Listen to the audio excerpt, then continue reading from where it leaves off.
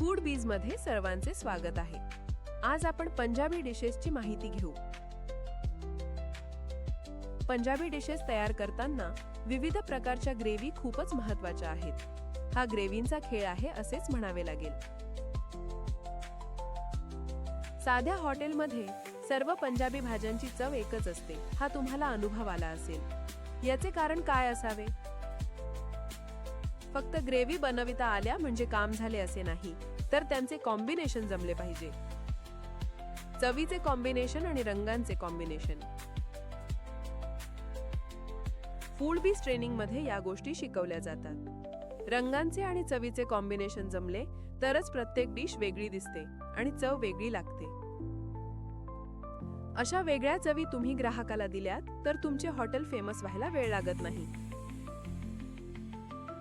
अधिक माहितीसाठी फूड बीजशी संपर्क करा आणि ट्रेनिंगसाठी तुमची सीट बुक करा.